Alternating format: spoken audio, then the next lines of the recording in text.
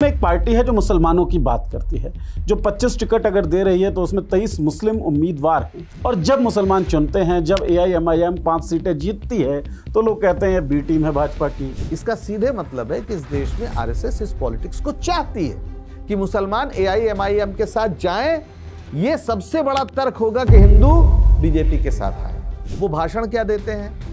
बिहार जैसी जगह में वो भाषण दे रहे हैं कि हजरत उमर का बेटा मुख्यमंत्री बनेगा, अबू बकर का बेटा मुख्यमंत्री बनेगा, हजरत अली का बेटा, उस्मान का बेटा मुख्यमंत्री बनेगा। ये सब खलीफा लोगों के नाम है और ये वीडियो पूरे बिहार में प्रचारित किया जाता है बीजेपी की ओर से। तो क्या ओवैसी जिन्ना के रास्ते पर चल रहे हैं? जिन्ना भी यही चाहता था कि मुसलमानों की पार्टी केवल मुस्लिम लीग हो जी, और ये भी चाहते हैं कि मुसलमानों की पार्टी AIMIM हो। आज़ादी से पहले हिंदू महासभा मुस्लिम लीग साथ में सरकार चलाते हैं। हाँ बिल्कुल, बिल्कुल आज भी चला सकते हैं। असदुद्दीन ओवैसी और मोदी जी साथ में बहुत प्रसन्न रहते हैं। क्या आपको लगता है कि अलग अलग रहते हुए साथ में ही रहा जा रहा है? अलग अलग रहते हुए साथ ही नहीं रहा जा रहा है, ये एक ही पेड़ की दो शाखाएं हैं। ओवैसी जी का एक इंटरव्यू में पढ़ रहा था जिसमें उन्होंने कहा कि मेरे लिए कोई सॉफ्ट हिंदुत्व और हार्ड हिंदुत्व नहीं है, मेरे लिए हिंदुत्व हिंदुत्व है। हाँ। क्या सॉफ्ट हिंदुत्व, क्या हार्ड हिंदुत्व? ये सॉफ्ट हिंदुत्व हार्ड हिंदुत्व क्या? हिंदुत्व शब्द ही हिंदू धर्म में नहीं।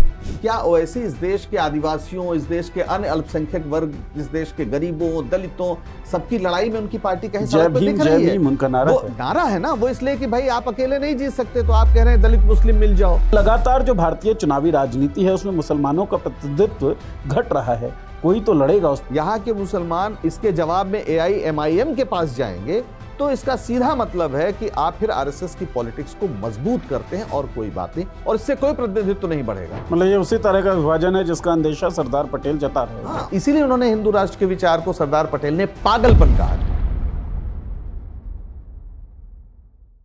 नमस्कार दोस्तों, द थर्ड आई के नए एपिसोड में आप सभी का स्वागत है। स्वागत डॉक्टर पंकज श्रीवास्तव जी का भी, शुक्रिया, जो द थर्ड आई के सीरीज को सफल बनाए हुए हैं लगातार, और स्वागत आप सबका जो लगातार देखते हुए इस शो को प्यार दे रहे हैं। नॉर्मली हम इस शो में, इस सीरीज़ में बातचीत करते हैं ऐसे विषयों पर जो ज़रूरी होते हैं सामाजिक रूप से, जिनका पॉलिटिकल इफेक्ट होता है। इस बार हो सकता है आपको चर्चा ज़्यादा पॉलिटिकल लगे, लेकिन यकीन मानिए पॉलिटिकल लगने वाली ये चर्चा सामाजिक रूप से बहुत ज़रूरी है और बहुत गहरे सवाल खड़े हो रहे हैं, और उन सवालों का जवाब ढूंढने की कोशिश इस चर्चा में हम करेंगे। सवाल क्या है? सवाल है ओवैसी साहब के ऊपर, सवाल है AIMIM की परफॉर्मेंस के ऊपर बिहार इलेक्शंस में जो उनका हुआ है। क्या क्या भविष्य के दरवाजे खुल रहे हैं, किस तरफ लोकतंत्र जा रहा है? ओवैसी साहब की पार्टी AIMIM का 5 सीटें जीतना, एक जगह पर नंबर 2 रहना, क्या क्या बताता है, क्या क्या दिखाता है? क्या मुसलमानों को AIMIM में रिप्रेजेंटेशन दिख रहा है? क्या मुसलमानों ने यह तय किया है कि अब जो बाकी पार्टियां हैं, विपक्षी पार्टियां, जो मुसलमानों का नाम तो लेती है लेकिन केवल चुनावों के दौरान, जैसा कि आरोप लगते हैं, मुसलमान उनको छोड़कर एक ऐसी पार्टी की तरफ रुख कर रहे हैं जो मुसलमानों की ही बात करता है? और अगर ऐसा है तो इसका असर क्या हो सकता है? अतीत में क्या कुछ हुआ है, भविष्य के घर में क्या कुछ छुपा है, जानने की कोशिश हम लोग करेंगे। पंकज जी, शुरू करते हैं बातचीत। और ऐसा विषय है जिसमें बहुत कुछ सब्सटेंशियल समझने के लिए बहुत कोशिश करनी पड़ती है, और जब मैं देखता हूं तो कई मोर्चे पे खुद भी बहुत कॉन्ट्राडिक्टरी पोजीशंस में पाता हूं, क्योंकि अधिकार तो सबको है चुनाव लड़ने का। ओवैसी साहब को भी है, MIM को भी है। कोई भी पार्टी, खासतौर पर भारतीय जनता पार्टी जो है, किसी मुस्लिम कैंडिडेट को चुनावों में उतारती नहीं है। और बीते चुनावों में हमने देखा, पिछले कई चुनावों में, जो बाकी पार्टियां हैं जो बीजेपी से अलग तरह की राजनीति करने के दावे करती हैं, वो भी मुसलमान कैंडिडेट उतारने में झिझकती हैं। संख्या लगातार कम होती जा रही है। तो सवाल मुसलमानों के रिप्रेजेंटेशन का तो है। ऐसे में एक पार्टी है जो मुसलमानों की बात करती है, जो 25 टिकट अगर दे रही है तो उसमें 23 मुस्लिम उम्मीदवार हैं। मुसलमान क्यों ना चुने? रिप्रेजेंटेशन, प्रतिनिधित्व का सवाल तो सबसे बड़ा सवाल है ना। और जब मुसलमान चुनते हैं, जब AIMIM 5 सीटें जीतती है तो लोग कहते हैं बी टीम है भाजपा की, और ऐसा क्यों कर रहे हैं? ओवैसी पर जिन्ना होने के आरोप लग जाते हैं कि ये जिन्ना के रास्ते पर चल रहे हैं, और ये आरोप नए नहीं हैं।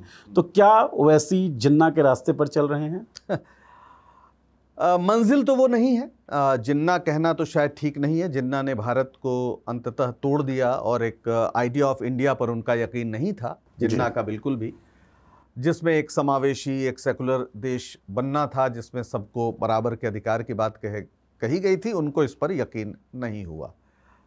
तो हम ये तो नहीं कहेंगे कि ओवैसी जो हैं वो जिन्ना है, लेकिन ओवैसी जो पॉलिटिक्स कर रहे हैं वो पॉलिटिक्स अंततः वही पॉलिटिक्स है जो जिन्ना के रास्ते पर ले जाती है और जिनसे वो खतरा दिखा रहे हैं दरअसल उनको भी वो एक तरह से सही साबित करती है। मसलन इस देश में एक कोशिश हो रही है कि जातियों की अपनी पार्टी बने, बीजेपी बड़े स्तर पर धार्मिक ध्रुवीकरण करना चाहती है। तो अगर आप सामान्यतया देखें तो बिल्कुल सही है कि मुसलमान भी अपनी पार्टी बनाएं। फिर ये भारत और भारत का लोकतंत्र लेकिन क्या होगा? तो ओनस मुसलमानों पर ही क्यों? मैं ये सवाल पूछ लेता हूं क्योंकि जिन्ना साहब ने कहा कि ये जिम्मेदारी मुसलमानों पर ही क्यों? बिल्कुल, आप जिन्ना नहीं, ओवैसी ने कहा जी, ओवैसी ये बिल्कुल मुसलमानों पर ही क्यों, लेकिन क्या ये मुसलमानों का मसला नहीं है कि भारत में एक सेकुलर डेमोक्रेसी रहे? अगर ये चाहते हैं AIMIM के लोग कि सारे मुसलमान उनको वोट दें, तो किस तर्क पर इस बात का विरोध होगा कि सिर्फ हिंदू होने की वजह से लोग भाजपा को वोट दें? और फिर अंततः इसका क्या परिणाम है? एक तरफ हिंदू पार्टी, एक तरफ मुस्लिम पार्टी 15% अगर इस देश में मुसलमान है अधिकतम, तो कितनी सीटें होती हैं आप समझ सकते हैं। तो फिर इस देश में बहुसंख्यकवाद का खतरा है। डेमोक्रेसी बहुसंख्या से जरूर बनती है, लेकिन वो बहुसंख्यकवाद नहीं होता है। उस संख्या के निर्माण में, बहुमत के निर्माण में सभी का योगदान होता है। उसमें वंचित लोग भी होते हैं, अल्पसंख्यक भी होते हैं, स्त्रियां भी होती हैं, जितने कमजोर तबके हैं, आदिवासी, सबकी सहमति से एक बड़े बहुमत का निर्माण होता है। अगर कोई ये तय कर ले कि भाई नहीं हिंदू है और हमको वोट दीजिए, तो फिर जाहिर है जो हिंदू चाहेगा, और हिंदू चाहने के नाम पर क्या होगा, जो सवर्ण जातियों का डोमिनेंस जिस तरह से हमारे देश में है, दरअसल ये उनका ही देश बन जाएगा। ये हमारा सपना नहीं है। जिन्ना के बरक्स मौलाना आज़ाद खड़े थे, रफ़ी अहमद किदवई खड़े थे, जो ये सारे लोग अपने को मुस्लिम लीडर नहीं कहते थे।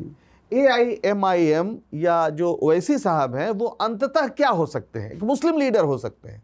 वो भारतीय जो समाज है उसके नेता कैसे बने, जो जरूरी है।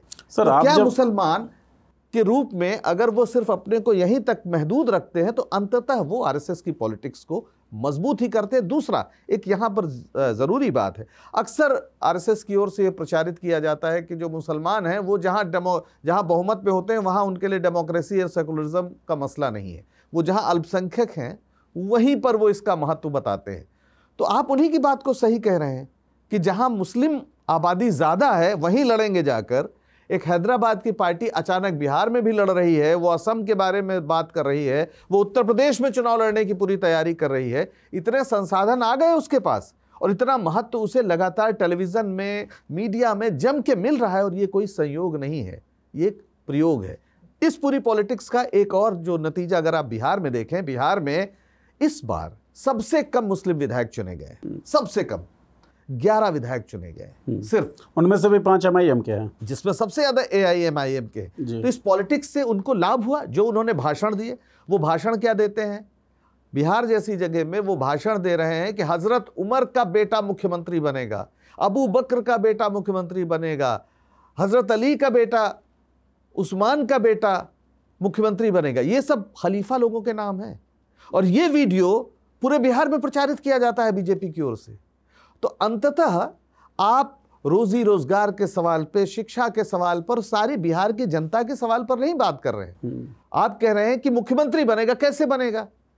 सारे मुसलमान वोट दे देंगे तब भी नहीं बनेगा, और हिंदू का वोट आपको मिलेगा नहीं जो आपकी भाषा है। तो आप अंततः उनको ही मजबूत कर रहे हैं जो दरअसल एक इस तरह की बहुसंख्यकवादी राजनीति कर रहे हैं। इसका मतलब तो ये हुआ सर कि जो मुस्लिम बहुल सीट्स भी हैं, चाहे जो बाकी पार्टियां हैं, जो AIMIM नहीं है, वो पार्टियां वहाँ पे हिंदू को भी कैंडिडेट घोषित करें और उनको वो जितवा दें। लेकिन जैसे ही AIMIM का कोई मुस्लिम कैंडिडेट वहाँ जीतता है, उम्मीदवार बनता है और जीत जाता है, तो उनके ऊपर तोहमत लग जाएगी कि भाई इनको डेमोक्रेसी नहीं पसंद। ये तोहमत कहाँ तक जायज़ है? और आपने एक और जो बात कही कि अंततः वैसी जो हैं वो एक मुसलमान लीडर हो सकते हैं। नेहरू केवल हिंदू लीडर तो नहीं थे।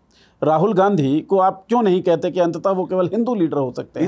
इसलिए कि जो नेहरू जी थे वो हिंदुओं के लिए नहीं लड़ रहे थे। जब जामा मस्जिद पे अटैक होने की बात आई तो वहां की सीढ़ी पे खड़े हो गए लड़ने के लिए। वो क्या ओवैसी इस देश के आदिवासियों, इस देश के अन्य अल्पसंख्यक वर्ग, इस देश के गरीबों, दलितों, सबकी लड़ाई में उनकी पार्टी कहीं सड़क पे दिख रही है? उनका नारा वो नारा है ना, वो इसलिए कि भाई आप अकेले नहीं जीत सकते, तो आप कह रहे हैं दलित मुस्लिम मिल जाओ। जैसे बीजेपी बिहार में क्या कर रही है कि मांझी का भी वोट मिल जाए, पासवान का भी वोट मिल जाए और नीतीश का भी वोट मिल जाए और सब मिलकर एक कोलिशन बन जाए, वैसे ये कह रहे हैं कि भाई मुसलमान और दलित मिल जाए तो उनकी आबादी 40% हो जाती है, तो फिर हम, मतलब अल्टीमेटली पॉलिटिक्स यहां पर ही है। नेहरू जी हिंदुओं की पॉलिटिक्स नहीं करते थे, सावरकर इसलिए हिंदू नेता कहे जाते थे, कांग्रेस नहीं कहा जाती थी। और लड़ाई क्या थी पूरी?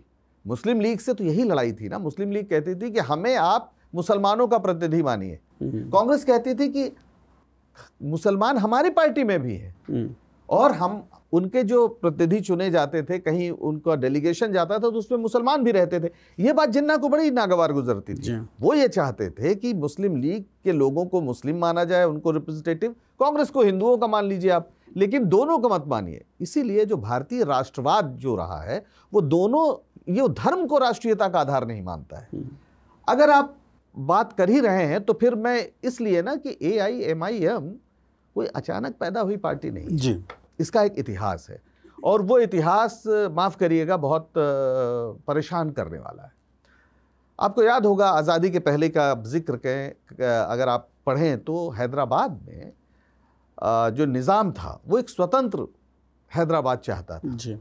और वो ऐसा दौर था, आज अगर कह दें तो शायद लोग यकीन नहीं करेंगे कि उस मेस में जो आज़ादी, विभाजन, सरदार पटेल शुरू में इसके पक्ष में थे कि पाकिस्तान हैदराबाद ले ले और कश्मीर जो है वो भारत को दे दे। इस तरह के वो चाहते थे शुरू में मैं कह रहा हूं, शुरुआती अग्रीमेंट, शुरुआत वो ऐसा चाहते थे। बाद में ऐसा नहीं था, जब तय हो गया कि नहीं हम कश्मीर को अपने साथ मिलाएंगे और तो फिर एक दूसरी पोजीशन हो गई। लेकिन शुरू में जब एडजस्टमेंट हो रहे थे, तो उनका ये विचार था और उनका मानना था कि कश्मीर जो है वो सरदर्द बन जाएगा। सरदार पटेल की ये भावना थी। लेकिन निजाम ने जो पूरा माहौल बनाया, उनका साथ कौन सबसे ज्यादा दे रहा था? वो था MIM का नेता, कमांडर कह लीजिए, जो रजाकारों का भी कमांडर था, उसका नाम था कासिम राजवी जी। और रजाकार कौन थे? स्वयंसेवक, जो इनकी प्राइवेट मिलिशिया थी, निज़ाम की एक तरह से कहिए, जिनमें बंदूकें थी, उनके पास हथियार थे और उन्होंने बड़ा जुल्म ढाया वहाँ की आम जनता पर। वहाँ तेलंगाना में जो कम्युनिस्ट विद्रोह किसान आंदोलन चल रहा था उस पर भी। और इतने वो अपने को ताकतवर समझ रहे थे कि इंडियन स्टेट से मोर्चा लेना चाहते थे, जो मिलिशिया थी। और उनका कहना था कि निज़ाम या तो पाकिस्तान से मिल जाए या आज़ाद रहें। बहरहाल फिर ऑपरेशन पोलो हुआ सितंबर 1948 में। सेना गई और उसने सब इनको, निज़ाम को मजबूर किया कि वो भारत के समर्पण करें। वो भारत के साथ विलय किया और कासिम राजवी को पकड़ लिया गया और MIM जिसका वो अध्यक्ष था, उस पार्टी को बैन कर दिया गया और वो 10 साल तक जेल में रहा। MIM बनी थी 1927 के बाद आसपास। उसका नाम है मजलिसे इत्तेहादुल मुसलमीन, यानी मुस्लिमों की एकता की सभा। तो पार्टी पहले दिन से मुसलमानों की पार्टी है। ये, इसको कोई भ्रम आप मत रखिए कि वो भारतीयों की पार्टी है। वो मुसलमानों, वो कह रही है कि हम मुसलमानों की पार्टी है। 1927 में बनी। फिर 1938 आते आते जब नवाब बहादुर यारजंग उसके अध्यक्ष बने, उनकी जिन्ना से बहुत अच्छा उनका एक तरह से माना जाता था कि साउथ में वही उनके रिप्रेजेंटेटिव हैं। लेकिन 1944 में उनकी मृत्यु के बाद जब कासिम राजवी आया तो फिर एकदम बहुत ही दुर्दांत किस्म की उसने कार्रवाइयाँ की, हज़ारों लोगों की जान गई। ऑपरेशन पोलो के बाद फिर वो जब पकड़ा गया 10 साल बाद 1957 में वो छूटा। 1957 में छूटने के बाद उसको इसी शर्त पे एक तरह से छोड़ा गया कि वो भारत छोड़ देगा और वो पाकिस्तान चला गया। लेकिन जाने के पहले उसने गवर्निंग काउंसिल की मीटिंग बुलाई और उस समय जो माहौल था, MIM बैन हो चुका था, तो बहुत कम लोग आए, 1/3 करीब आए। उसमें थे अब्दुल वहीद ओवैसी साहब। अब्दुल वाहिद ओवैसी जो हैं वो असदुद्दीन ओवैसी के दादा हैं। फैमिली ट्रेल चल। हाँ, तो कासिम राजवी ने पाकिस्तान जाने के पहले इनको एक तरह से कमान सौंपी MIM की पर MIM का जो इतिहास था और हैदराबाद को लेकर विलय के समय जो उन्होंने किया था, वो कह रहे थे कि हम लाल किले पर भी इस्लामिक झंडा फहराएंगे, और बहुत ही भड़काऊ भाषण, एक तरीके से कुछ ऐसा जैसा हिंदू महासभा चाहती थी। बिल्कुल बिल्कुल, वो सब एक ही भाषा थी उन लोगों की, तो वो उसमें उनके पास निज़ाम का पैसा था, ताकत थी, तो वो एकदम भिड़ गए थे। लेकिन जाहिर है जो उनका होना था वही हुआ। वो पाकिस्तान चले गए 1970 में, वहीं उनकी कासिम राजवी की मृत्यु हुई। लेकिन यहाँ जो असदुद्दीन ओवैसी के दादा साहब हैं, अब्दुल वाहिद ओवैसी साहब, उन्होंने उस पार्टी में ऑल इंडिया शब्द जोड़ा, ऑल इंडिया AIMIM जो अब है। तो इसीलिए ये लोग निगेट करते हैं कि हमारा उससे लेना देना नहीं। मैंने ये स्पष्ट किया इतिहास कि दरअसल वो उसी का कंटिन्यूएशन है। लेकिन जब आप नए सिरे से शुरुआत कर रहे थे तो जाहिर है फिर उन्हें संविधान नया बनाया, सब किया 1957 में। लेकिन जो उनकी भाषा थी वो वही मुसलमानों को एक तरह से बहुत ही भड़काऊ ढंग से उनका पूरा मसला होता था। और 1958 में वो गिरफ्तार हुए हेट स्पीच के लिए। तो जो इनके भाई अकबरुद्दीन ओवैसी पर हेट स्पीच का आरोप लगता है, या इन पर भी पहले लगा, तो उनके दादा साहब जो हैं वो भी 11 महीने तक जेल में थे, ये भड़काऊ भाषण देने के नाम पर। तो पूरी पॉलिटिक्स ये थे कि मुसलमानों की भावनाओं को धार्मिक प्रतीकों और मुहावरों के जरिए आप भड़काइए, उससे कुछ होना नहीं, अंततः नुकसान होता है। क्योंकि दुनियावी सवाल जो हैं, शिक्षा के, रोजगार के सवाल और तमाम सवाल, वो दूर चले जाते हैं। अब समस्या यह है कि इस देश में जो पॉलिटिक्स है उसने जिस तरह से करवट बदली, और बीजेपी ने जिस तरीके से मुसलमानों को हमला किया है, उन पर निशाना बनाया है, उससे उनके तर्कों को एक तरह से जगह मिलती है, मजबूती मिलती है। जबकि उस समय जब ये शुरू कर रहे थे AIMIM, तो जमात इस्लामी हिंद ने भी बाकायदा बताया था, कहा था कि इन लोगों से सावधान रहो, चेताया था उसने। AIMIM जब शुरू हाँ, AIMIM के खिलाफ जमाते उलेमाए हिंद जो है उसने चेतावनी जारी की थी। कांग्रेस के तमाम बड़े बड़े लीडर जो थे उन्होंने कहा था कि इस रास्ते पे हमें नहीं जाना, क्योंकि धार्मिक राजनीति में धार्मिक प्रतीकों और धर्म के आधार पर राजनीति करना अगर आप पसंद करते तो फिर वो पाकिस्तान चले जाते। भाई पाकिस्तान तो इस देश के मुसलमानों के सामने एक अवसर की तरह पेश किया गया ना, कि आप इस्लामी स्वर्ग बनाएंगे, हम इस्लाम का की जन्नत होगी पाकिस्तान, चलिए। पर हिंदुस्तान के मैक्सिमम मुसलमानों ने उसको ठुकरा दिया, कहा हम नहीं जाएंगे, हम अपनी मातृभूमि के साथ रहेंगे। सर तो वैसे जो हैं वो भी ये बात कहते हैं कि हमने पाकिस्तान के आइडिया को रिजेक्ट किया, और हिंदुस्तान में रहने का हमारे पास जब चॉइस था कि हम हिंदुस्तान चुने या पाकिस्तान चुने, तो हमने हिंदुस्तान का चुनाव किया। ये ओवैसी लगातार अपने भाषणों में कहते हैं। ये बात आम मुसलमानों के लिए, इस देश के लिए बिल्कुल ठीक बात है, यही सच है। लेकिन MIM के लिए आप ये नहीं कह सकते। जो इनकी ओरिजिनल पार्टी थी उस पर तो बैन लगा था, वो तो पूरा हॉबनॉबिंग निज़ाम के साथ कर रही थी, और उसने जिस तरह का रजाकारों ने जो किया था वो भी नहीं, अब ये इससे नेगेट कर दें। और आज भी जो वो पॉलिटिक्स कर रहे हैं वो क्या कर रहे हैं कि मुसलमान हमको वोट दें और हम जाके संसद में उनकी ओर से बोलेंगे। आप एक भारतीय समाज, भारतीय जनता के रिप्रेजेंटेटिव ना होकर आप एक कौम के रिप्रेजेंटेटिव हो रहे हैं। तो क्या तो जब आप ये करते हैं तो आप RSS की उस पॉलिटिक्स को बल देते हैं, उसको मजबूती देते हैं, जो कहते हैं सारे हिंदू एक हो जाओ। तो अंततः आप हिंदू राष्ट्र की जो RSS की परिकल्पना है, आप उसको मजबूती दे रहे हैं, और आपकी इस कार्रवाई से उनको बल मिल रहा है। और ऐसा नहीं है कि हिंदू राष्ट्र में मुसलमानों के लिए जगह नहीं है, वो बनाएंगे तो संसद में 10-5 मुसलमान रहेंगे जिनको वो गाली दे सकें। जैसे वो पिछले इनके सांसद ने क्या कहा था संसद में, रमेश विधूड़ी ने, तो गाली देने के लिए कुछ मुसलमान चाहिए। तो इतना तो RSS भी चाहता है कि कुछ 2-4-10 रहें वहाँ, और यही ये कर रहे हैं। क्या फर्क है? अंततः आप एक धार्मिक मुहावरों के इर्द गिर्द फैली हुई राजनीति से इस, जिसको मैं कहता हूं कि लोकतंत्र को परलोकतंत्र बनाने में आप मदद कर रहे हैं।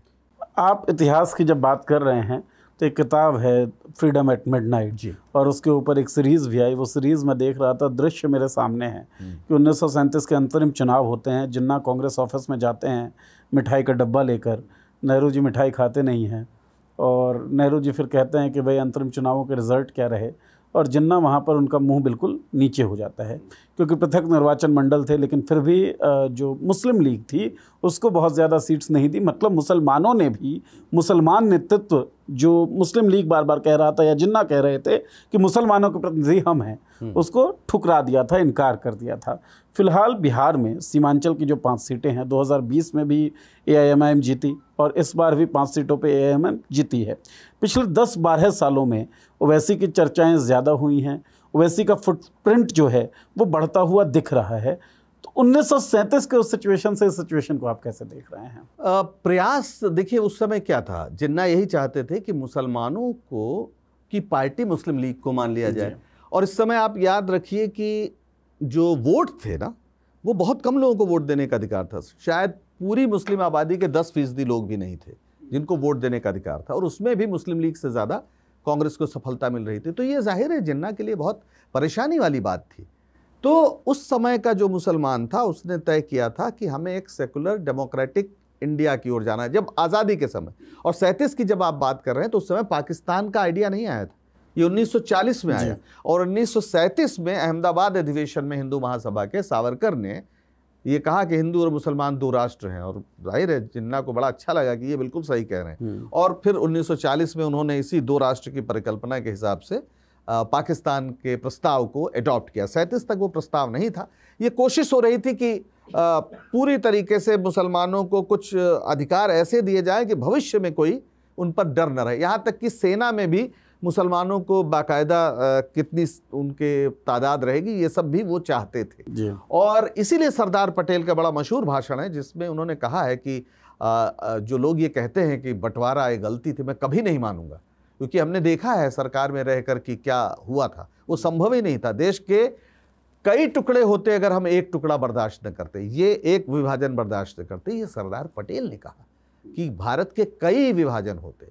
अब सवाल यह है कि जो लोग धर्म के आधार पर राजनीति कर रहे हैं वो विभाजनकारी राजनीति है, चाहे वो बीजेपी करे और चाहे वो MIM करे या कोई और करे। जो भी ऐसा करता है वो एक विभाजनकारी राजनीति कर रहा है। वो जो धर्म की अस्मिता, धर्म की जो पहचान है, वो भारतीय होने की पहचान से ऊपर रखना चाहता है। और ये इस देश की एकता के लिए खतरनाक है, क्योंकि आप जब ये कह रहे हैं तो अभी देखिए क्या हो रहा है।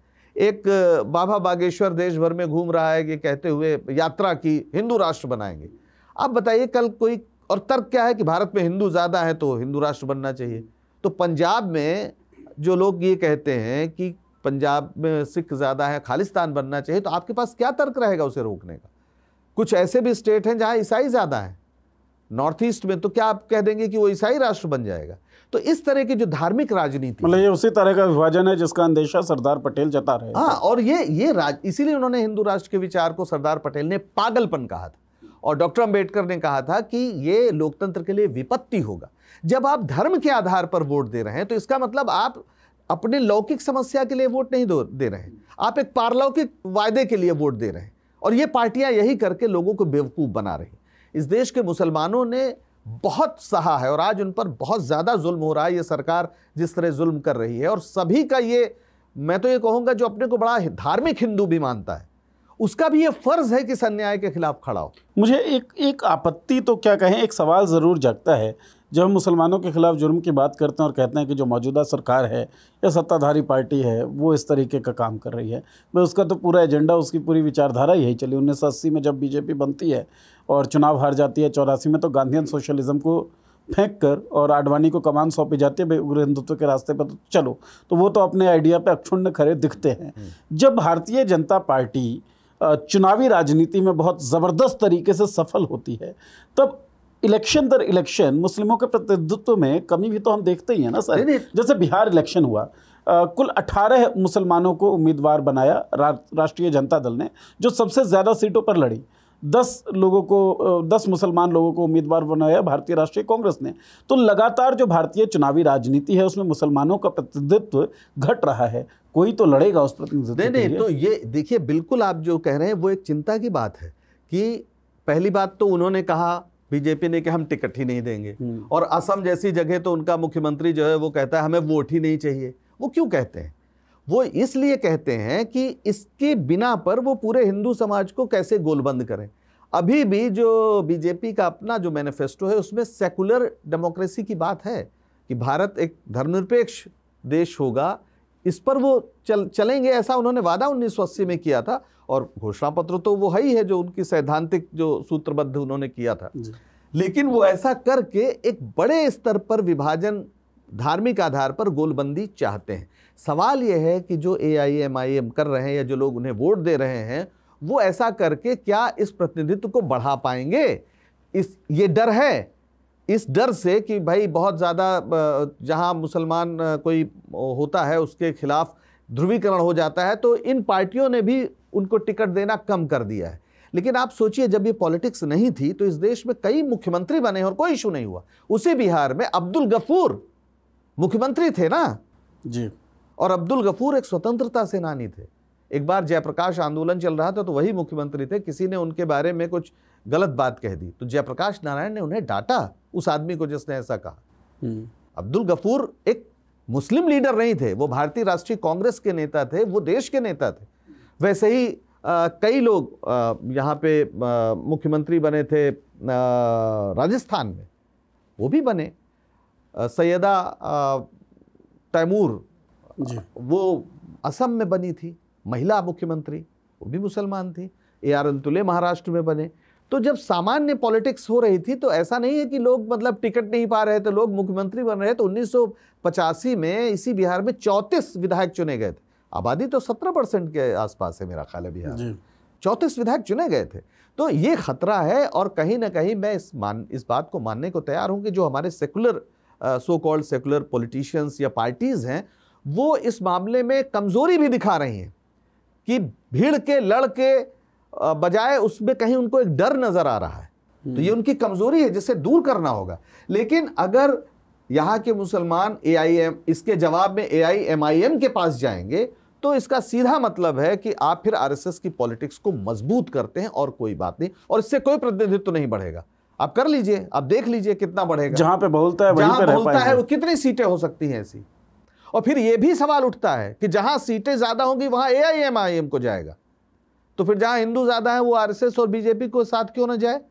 ये लॉजिक बड़ा खतरनाक है, इस लॉजिक को समझना होगा। दोनों सांप्रदायिकता एक दूसरे की पूरक है, एक दूसरे को वो खाद पानी देती है। एक चीज़ और समझाइए आप, we and our nationhood defined किताब गोलवलकर साहब की जो है, उसमें शायद एक लाइन है कि मुसलमान बाह्य हैं इस देश के लिए, वो इस देश में तब तक रहें जब तक वो हिंदू रीति रिवाजों का सम्मान करते हैं और हिंदुओं की कृपा दृष्टि पर रहें। जब हिंदू ये चाहें कि मुसलमान यहाँ से चले जाएं तो मुसलमान यहाँ से चले जाएं। जो ये पूरी बातचीत हो रही है पंकज जी, क्योंकि डेमोक्रेसी बचानी है, क्योंकि जो डेमोक्रेटिक वैल्यूज़ हैं, मोरल्स हैं, उनकी रक्षा करनी है, इसीलिए मुसलमान AIMIM की तरफ ना जाए, पहली बात। दूसरी बात, क्योंकि एक कम्युनल पॉलिटिक्स चल रहा है, इसीलिए वोट कंसोलिडेट ना हो, इसीलिए मुसलमानों की संख्या में कमी आती जा रही है प्रतिनिधित्व के लेवल पे। ये दूसरी बात है। ये कहीं ना कहीं तो उसी लाइन की तरफ हम जा रहे हैं ना, कि हिंदू ही उम्मीदवार होगा, हिंदू ही तुम्हारा नेता होगा और तुम उनकी कृपा दृष्टि पे ही रहो। बिल्कुल बिल्कुल, किसी को भ्रम नहीं होना चाहिए। RSS ने क्या कहा, जो मुसलमानों को कैसे, मुसलमान ही नहीं ईसाई दोनों को, उसने कहा, उनका जो सिद्धांत है कि आपकी अगर पितृभूमि और पवित्र भूमि दोनों भारत में नहीं है तो फिर आप देशभक्त नहीं हो सकते, आप सच्चे भारतीय नहीं हो सकते। अब मक्का कैसे भारत आ सकता है, यरूशलेम कैसे भारत आ सकता है? तो अगर आपकी पितृभूमि है भी, आपकी सदियां पुरखे सब यहीं पर दफन हैं, फिर भी किसी मुसलमान को इसलिए वो देशभक्त नहीं मानेंगे, इसलिए भारतीय नहीं मानेंगे कि उसकी पवित्र भूमि मक्का है, जो भारत में तो है नहीं। अब ये कितनी खतरनाक बात है। इस तर्क पर दुनिया के तमाम देशों में जो डायस्पोरा है, जो हिंदू डायस्पोरा है, जहां पर बड़ी तादाद में, आज लाखों की तादाद में रह रहते हैं, तो वहां अगर उनके साथ ये व्यवहार हो तो ऐसा तो नहीं कि आपका तो अयोध्या, काशी और मथुरा है, आप यहाँ पे क्या कर रहे हैं न्यू जर्सी में? ये तो कोई तर्क नहीं हुआ। इसीलिए जो मॉडर्न जो एक समय की जो एक उपलब्धि है कि ये माना गया कि राजनीति लौकिक प्रश्नों पे होगी और धर्म आपका निजी प्रश्न है, निजी मसला है। और इसी जिस आपने न्यूयॉर्क की बात, हम लोग पहुंच ही गए बात करते करते, मैंने न्यू जर्सी बोल दिया। तो न्यूयॉर्क में जोरान ममदानी की जीत क्या कहती है? जोरान ममदानी उस न्यूयॉर्क का मेयर बना है जहां ट्विन टावर गिराए गए थे 9/11, मुसलमानों के खिलाफ एक भयानक इस्लामोफोबिया उस देश में, भयानक इस्लामोफोबिया है, और खुद उसका सबसे बड़ा वाहक कह दिया जाए तो डोनाल्ड ट्रंप है जो राष्ट्रपति है जी। और उसने कहा कि जोहरान ममदानी जो है वो कम्युनिस्ट है, ये है वो है, उसके खिलाफ दुनिया भर की बातें कही, इसे जीतना नहीं चाहिए। फिर भी न्यूयॉर्क के 50% से ज़्यादा लोगों ने उसको वोट दिया, जबकि मुसलमानों की तादाद तो इतनी नहीं है ना, बहुत कम है, बहुत ज़्यादा होगी, 8-9% होगी। तो क्या किया ममदानी? ममदानी ने कहा कि I am a Muslim and I am a social Democrat, मतलब डेमोक्रेटिक सोशलिस्ट, उसने ये कहा। और वो सारे वो प्रश्न जो फिलिस्तीन का सवाल है उस पर भी वो खुल के बोला, इजराइल के खिलाफ, कि अगर बेंजामिन नेतन्याहू आएंगे तो हम गिरफ्तार कर लेंगे, ऐसी बातें तक उसने कही। मतलब पहचान छिपाने की कोई कोशिश। लेकिन उसने पॉलिटिक्स दुनियावी मुद्दों पर की। उसने कहा फ्रीज द रेंट। उसने रेंट के सवाल पर, जो किराया लोगों की आमदनी का 50% है, उसको राजनीति का केंद्र बनाया। उसने लोगों का जो फूड कूपन है वो सरकार की ओर से जो मिलता है गरीबों को, वो लगातार उसमें कटौती हो रही है, उसको मुद्दा बनाया। क्या यहां पर असदुद्दीन ओवैसी इन प्रश्नों पर कर रहे हैं आंदोलन? क्या वो कभी किसानों के सवाल पर, रोजगार के सवाल पर, आम जो लोग हैं उनकी जिंदगी की तकलीफों के सवाल पर कभी सड़क पर नजर आए?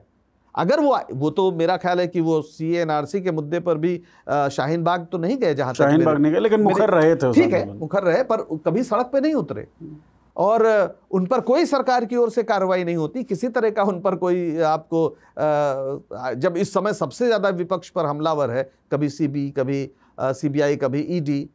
आजम खान तो 2 पैन कार्ड के नाम पर 7 साल के लिए जेल चले गए। असदुद्दीन ओवैसी पर कोई कार्रवाई नहीं होती, किसी तरह का उन पर कोई घेरेबंदी नहीं है।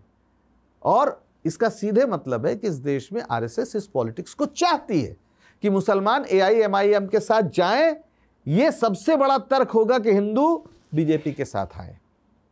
लेकिन जब मुसलमान उम्मीदवार खड़ा होता है तो क्रॉस कंसोलिडेशन होता है, ये आपने भी कहा, और ये बात कई जगहों पे होती है। इसी कारण लगातार मुसलमानों के रिप्रेजेंटेशन में कमी आई है। तो ओनस जो है, जिम्मेदारी जो है डेमोक्रेसी बचाने की, वो उन हिंदू वोटर्स की भी क्यों नहीं है जो आइडेंटिटी देखकर ज्यादा है? इस देश में हिंदुओं पर यह जिम्मेदारी है कि वो इस देश को खतरनाक कम्युनल फासिज्म से बचाएं, सबसे ज्यादा जिम्मेदारी है। और आज भी इस देश में BJP को 50% से वोट तो ज्यादा नहीं मिले हैं, उससे तो ज्यादा नहीं मिले हैं ना, 40% के आसपास ही हैं, कम ही है बल्कि। अगर BJP का सिर्फ जोड़िए, NDA का नहीं, तो कौन लोग हैं जो इनके खिलाफ हिंदू हैं, वो वोट देकर रोके हुए हैं ना, इनके खिलाफ वोट देकर, और वो करोड़ों की तादाद में वोट दे रहे हैं लोग।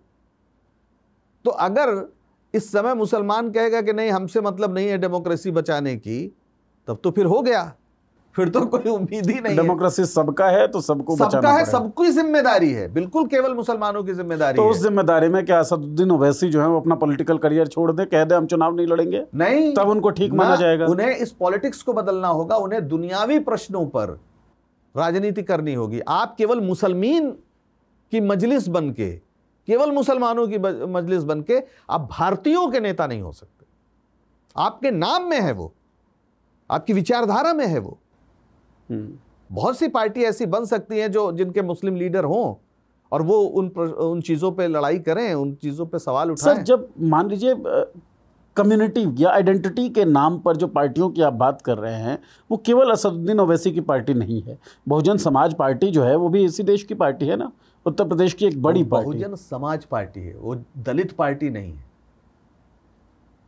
अब कहने को तो समाजवादी पार्टी या RJD को भी यादवों की पार्टी कहा जाता है, लेकिन वो सैद्धांतिक रूप से अपने मूल में उनकी पार्टी नहीं है। MIM पहले दिन से मुसलमानों की पार्टी है, और एक हिंदू पार्टी मुस्लिम पार्टी का जो इस देश में खेल चल रहा है, उस खेल में इसे अचानक जो पिछले 8-10 सालों में इतनी ज्यादा ख्याति मिल रही है, वो संयोग नहीं है। एक छोटी सी पार्टी जो हैदराबाद तक सीमित थी, वो देश भर में कैसे फैल रही है? पैसे लगते हैं, संसाधन लगते हैं, कैसे हो रहा है? सामान्य तो नहीं है, उसके लिए रास्ते बनाए जा रहे हैं। क्या इसमें इस फैक्ट को इग्नोर तो नहीं किया जा रहा है कि शायद मुसलमान अपने प्रतिनिधित्व के सवाल पर मुखर हो रहा है? इसमें कोई दिक्कत नहीं है, और मुसलमानों को सेकुलर पार्टीज के कॉलर को पकड़ना चाहिए अपने प्रतिनिधित्व के सवाल पे। और हिंदुओं का भी ये चिंता होनी चाहिए कि अल्पसंख्यक जो है इस देश में, उनका प्रतिनिधित्व क्यों कम हो रहा है। ये बिल्कुल जरूरी है, लेकिन उसका जवाब ये नहीं है जो जवाब वो खोज रहे हैं। और वो इस देश के तमाम उन मुसलमानों के लंबे संघर्ष को एक तरह से खारिज कर देंगे या उस पर पानी फेर देंगे, जो उन्होंने इस देश को एक सेकुलर डेमोक्रेटिक कंट्री बनाने के लिए जो कुर्बानियां दी थी। आज़ादी से पहले हिंदू महासभा, मुस्लिम लीग साथ में सरकार चलाते हैं। हाँ बिल्कुल, बिल्कुल आज भी चला सकते हैं। असदुद्दीन ओवैसी और मोदी जी साथ में बहुत प्रसन्न रहते हैं। क्या आपको लगता है कि अलग अलग रहते हुए साथ में ही रहा जा रहा है? अलग अलग रहते हुए साथ ही नहीं रहा जा रहा है। ये एक ही पेड़ की दो शाखाएं हैं, अलग पेड़ नहीं है। धर्म के आधार पर लोगों की गोलबंदी का जो मूल विचार है वो वही है। वो हिंदुओं को कर रहे हैं, ये मुसलमानों को कर रहे हैं। और उसमें जो नौजवान पीढ़ी है मुसलमानों की, वो सबसे ज़्यादा इसकी तकलीफ झेलेगी, सबसे ज़्यादा वो झेलेगी। आप अपने, मान लीजिए आप बहुत परेशान हैं, तो उस परेशानी में आप जहर थोड़ी खा लेंगे। मैं जहर नहीं कह रहा हूँ, लेकिन आपको तो बेहतर रास्ते की तलाश करनी पड़ेगी ना, और नहीं करते तो उसकी कीमत आपको देनी पड़ेगी। एक कहावत बड़ी प्रचलित है ना कि किसी दुश्मन से लड़ते लड़ते आपको आभास नहीं होता है कि कब आप उसी तरह हो जाए। बिल्कुल बिल्कुल बिल्कुल। तो जो सांप्रदायिक राजनीति हमारे देश में दिख रही है और हावी होती दिख रही है, AIMIM का एक्सपेंशन आपको उसी रास्ते पर दिख रहा है। हाँ, वो एक उसका पूरक है, उसका पूरक है। अब ये बात जो होती है कि जिन्ना है, ये मैं नहीं कहूँगा, मैं क्यों कहूँ भाई, लेकिन वो जो पॉलिटिक्स कर रहे हैं मुसलमान, जिन्ना भी यही चाहता था कि मुसलमानों की पार्टी केवल मुस्लिम लीग हो जी, और ये भी चाहते हैं कि मुसलमानों की पार्टी AIMIM हो। ये सब दूसरे जो दल हैं, सेकुलर दल जो अपने को कहते हैं, उनको वोट न दे। क्या सबक लेना चाहिए सेकुलर दलों को बिहार इलेक्शंस में? पहली बात तो मुझे जो लगता है कि इस देश के मुसलमानों की तकलीफों को अपनी तकलीफ समझना होगा। एम्पैथेटिक हो गया। हाँ, उस सिंपैथिक नहीं, आपने सही शब्द इस्तेमाल किया, जिससे सहानुभूति कहते हैं वो नहीं, तदनुभूति, एम्पैथी जी। आपको अगर मुसलमान कहीं तकलीफ में है तो उसको अपनी तकलीफ मानिए। आपकी पार्टी के लोगों की जिम्मेदारी है कि उसके साथ जाएं, उसके साथ एकजुटता करें और पूरा संघर्ष करें, उनके सवालों पे संघर्ष करें। क्यों नहीं करें?